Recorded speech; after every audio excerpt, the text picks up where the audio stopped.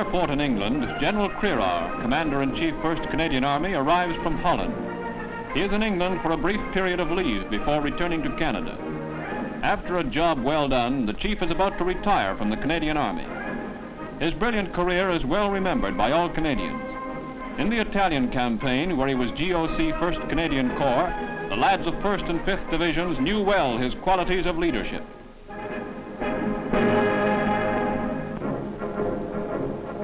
Leaving Italy for the United Kingdom, he took over command of the 1st Canadian Army as invasion loomed in the west. Moving to Normandy, he led his force on the left of the line through all the decisive battles. Always driving his own jeep, the Chief was everywhere in the field. When the historic battleground of Dieppe was captured, he proudly joined his men in the celebration of liberation. In the Reichswald forest, he continuously made first-hand recce's over enemy territory in his own austere oak-pipped plane. The general led and inspired his command in the great tasks which led to victory. After victory in the West had been won, he called together his troops at Army headquarters to thank them for making it possible.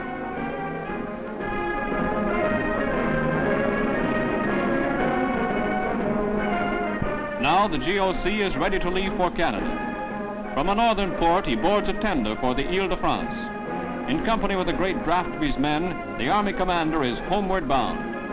With General Harry Crerar goes the sincerest wishes for future happiness from all his officers and men of the 1st Canadian Army.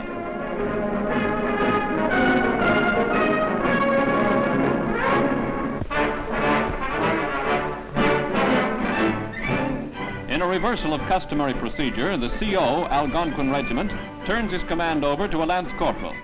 It's all in fun, however, as the parade marks the regiment's 5th anniversary of mobilization, and a ceremonial shaving of all personnel is the feature attraction. On the auspicious occasion, officers and WOs who have been growing cookie dusters for 6 weeks before the anniversary prepare to shed them by numbers. Each year the lads think up some different idea to celebrate their mobilization. This year the barbershop derby demustaches everybody from the colonel down. While the band plays the Barber of Seville, the ceremony is conducted with all the military precision of a guards brigade. The guards are there on the safety razors.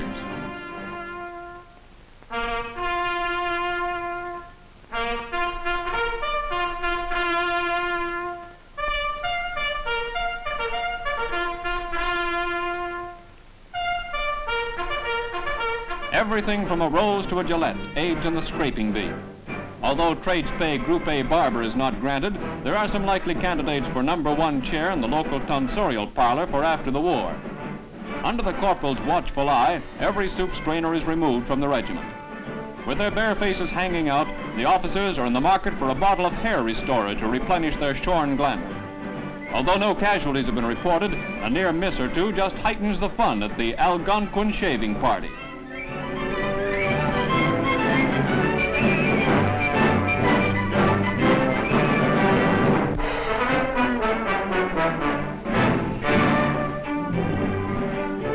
In Algonquin Park, Ontario, a beaver resettlement program is operated by Canada's Department of Indian Affairs. In the provincial game preserve, beaver dams are breached in preparation for setting traps to catch the animals alive. Cree Indians from Moose Factory, James Bay, attend to the details of setting a trap. When Mr. Beaver swims into his traveling bag, the catch snaps shut, taking him alive and uninjured. 30 of Canada's national animals valued at $100 apiece are taken. The next morning, the Indians return to find a live animal in the trap. He is ready to start on his 700-mile journey north to James Bay by rail and canoe. This is the 4th year of the trapping program to restock areas in the north.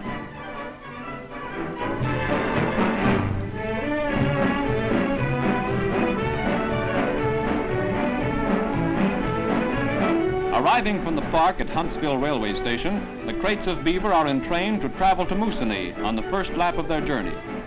Their destination is the Kasagami and Albany River Preserve. Indian men and women handle the last part of the trip by canoe.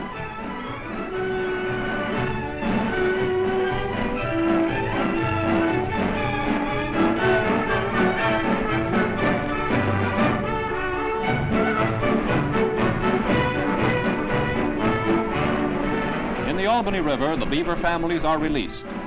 Finding himself in unfamiliar surroundings, pot beaver immediately makes a reconnaissance with a view to building a new home. For 5 to 7 years, he will be safe from trappers while he increases his stock. 4,000 Cree Indians in the James Bay area will benefit from the government's beaver resettlement program.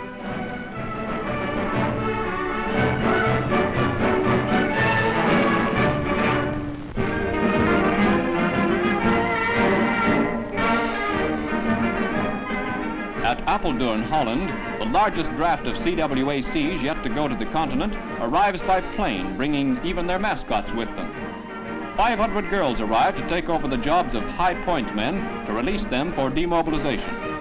Some of them are from CMHQ London, others have just recently arrived from Canada. They are all ready to do a man's job with the Canadian Netherlands forces in the land of the wooden shoes.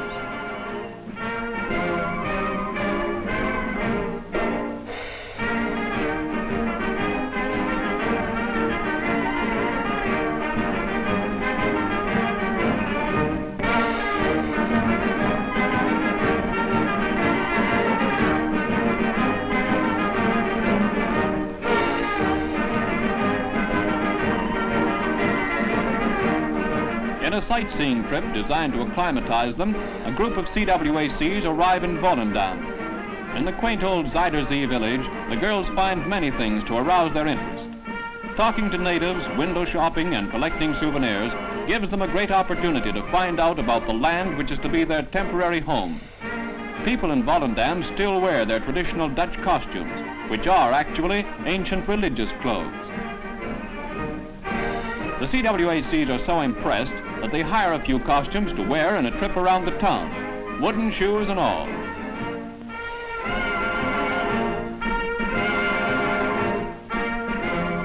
After a day of exploration in the tourist paradise, the newly arrived CWACs leave for camp to get on with the job. They are convinced they will enjoy indeed their stay in friendly Holland.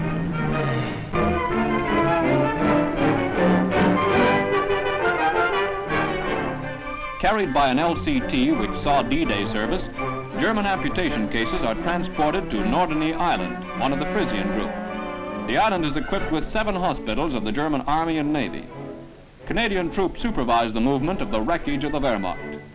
All the German patients are severely wounded cases who will receive advanced treatment from German doctors and nurses.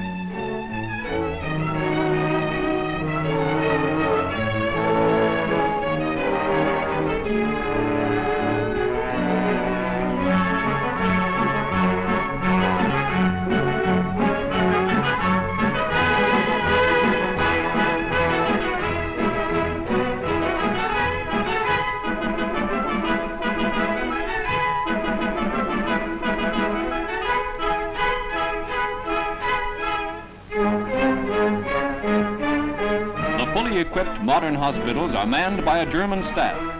The surgical work, however, is fully supervised by the staff of the DADMS of the 3rd Canadian Division. So the medical work of mercy goes on, regardless of nationality.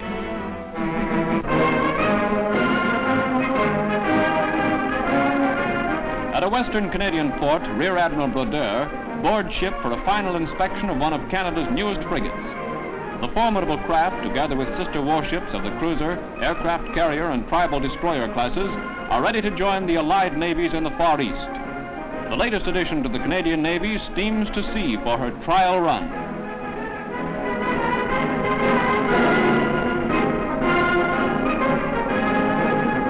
Action stations.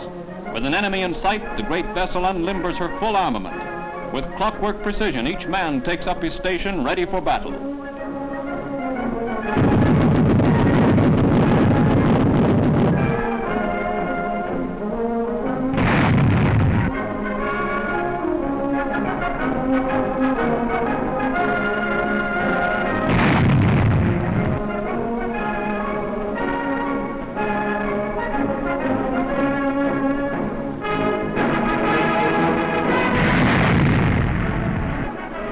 Manned by veteran crews and equipped with the latest in guns and gear, the Canadian frigate is ready for anything under the rising sun.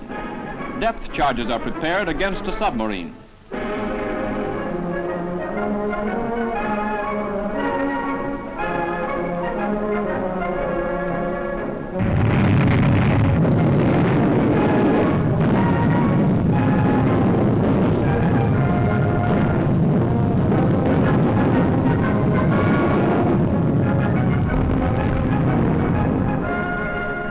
enviable record in Atlantic warfare, the Royal Canadian Navy will be in at the kill when the blow-off comes in Tokyo.